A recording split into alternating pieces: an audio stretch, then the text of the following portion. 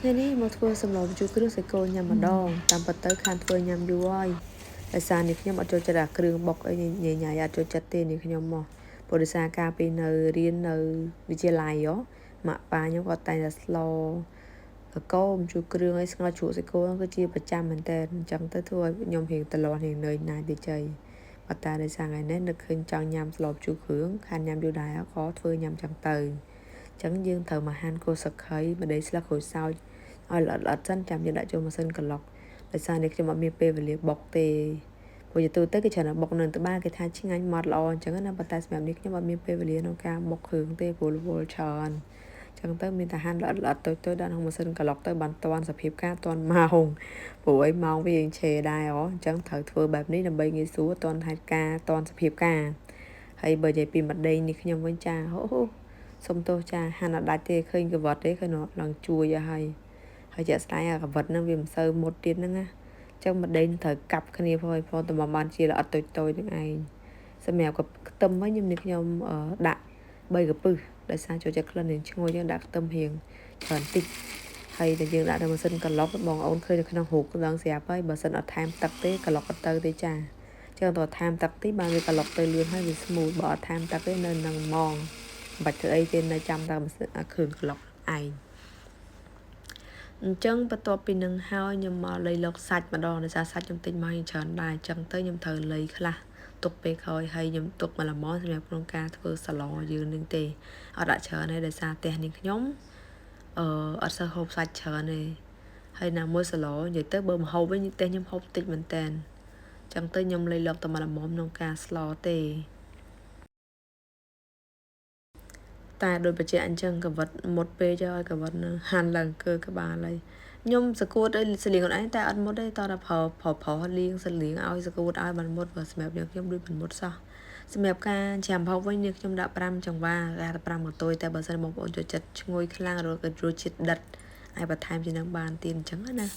អញ្ចឹងហើយយើងមកដាក់ឆ្នាំងហើយដាក់ប្រេងហើយប្រេងឆាហើយនឹងប្រហុកម៉ាន់លីងប៉ុន្តែក៏ឃើញរូបភាពដល់តែជះក្លិនឈ្នះអស់មានសត្រូវហ្មងគ្រាន់តែក្លិនហ្នឹងឈួរមកភូមិហ្មងហើយចាំយើងដាក់គ្រឿងដែលយើងបានក្លុកហ្នឹងចូលមកលេងជាមួយប្រហុកហ្នឹងបន្ថែមដើម្បីឲ្យមានក្លិនឈ្ងុយបន្ថែមទៀតប៉ុន្តែជាក់ស្ដែងបងប្អូនមើលទៅក្នុងវីដេអូឃើញមានទឹកយ៉ាងច្រើនទេត្រូវទេដោយសារយើងដាក់ក្លុកហ្នឹងមានទឹកបន្តិចបើសិនអត់ដាក់ទឹកវាតិចទេវាក្លុកអត់ម៉ត់ទេអញ្ចឹងយើងធ្វើអញ្ចឹងដើម្បីឲ្យវាឆាប់ម៉ត់ហើយយើងលីងស្ងួតទឹកតិចទៅចាំយើងមកបន្ថែមនឹងម្ទេសឆ្អើរតាមពិតទៅបងប្អូនចូលចិត្តរៀងហឹរដាក់ម្ទេសស្រស់ក៏បានដែរប៉ុន្តែដោយសារនេះខ្ញុំមានក្មេងញ៉ាំអញ្ចឹងខ្ញុំអាចថែមម្ទេសស្រស់ឲ្យហឹរបានទេអញ្ចឹងយើងដាក់ម្ទេសឆ្អើរវិញតែបើសិនដាក់ម្ទេសស្រស់នៅក្នុងពេលដែលយើងលីងគ្រឿងហ្នឹងចាសុំទោសឲ្យប្រកាសជាគេជេរយើងព្រោះដោយសារម្ទេសយើងមិនលីងជាមួយគ្រឿងហើយមួយប្រហុកទៀតវាធ្វើឲ្យឆ្លក់អញ្ចឹងអ្នកដែលធំក្លិនប្រកាសជាជេរយើងជាមិនខានតែគេហ្នឹងហើយអញ្ចឹងនៅពេលដែលយើងលីងសាច់គោហ្នឹងយើងកូរវាឲ្យវាដាច់ទឹកប្រៃបន្តិចហើយចាំយើងថែមដូចជាទឹកត្រីស្ករប៊ីចេងស៊ុបខ្នុរយើងនឹងឯងយើងថែមវាហើយបន្ទាប់មកយើងកូរវឹកវាឲ្យវាដាច់ទឹកប្រៃហ្នឹងឲ្យវាចូលជាតិម្សៅទៅដើម្បីឲ្យវាបាត់ក្លិនគោអញ្ចឹងណាហើយចាំយើងបន្ថែមនឹងទឹកដោះគោឆៅប៉ុន្តែបើសិនជាបងប្អូនមានការទឹកខ្ទិះដូងឲ្យបន្ថែមខ្ទិះដូងបានតែនេះខ្ញុំសុំដាក់ទឹកដោះគោឆៅឲ្យងាយហើយយើងឆ្លៀតមកដាក់ទឹកអំពិលទុំទៅដែលគឺយើងត្រៀមមុននឹងឲ្យស្រេចហ្នឹងយើងដាក់ទឹកអំពិលទុំដើម្បីឲ្យរសជាតិវាកាន់តែប្រៃផ្អែមជូរនឹងឯងទៅចុះសពជាមួយនឹងសាច់នឹងឯងហើយសម្រាប់នេះខ្ញុំបន្ថែមទឹកចំនួន2កាដោយសារខ្ញុំដាក់តម្រូវសម្រាប់2ចានអញ្ចឹងខ្ញុំដាក់ទឹក2កា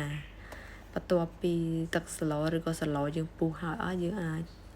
កូរវាតិចទៅហើយចាំយើងភ្លក់ថារសជាតិល្មមហើយនៅអញ្ចឹងណាជូរប្រៃផ្អែមនឹងឯងហើយបន្ទាប់មកយើងដាក់បន្លែចូលសម្រាប់បន្លែយើងដាក់តកួនមួយមុខក៏បានឬក៏មានជាភ្លើងកែបន្ថែមក៏បានដែរហើយបន្លែយើងដាក់បានល្មមបានកុំដាក់ទាំងអស់ណាយើងដាក់តែល្មមញ៉ាំមួយពេលឬក៏មួយចានបានហើយបន្ទាប់ពីហ្នឹងយើងថែមម្រះប្រើបន្តិចទៅបានហើយ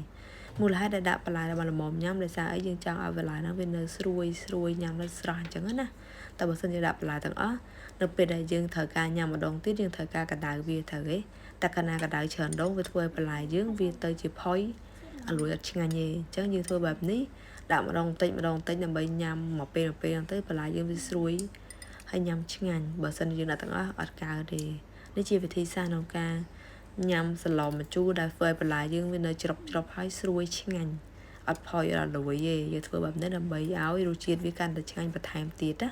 អញ្ចឹងបងអូនអាចមើលរូបភាពបាននិយាយថាដាក់មកពេញមាត់មកជាតិយកតែមកអត់មានចាំខ្វល់ថាយ៉ាងម៉េចអីអត់ទេ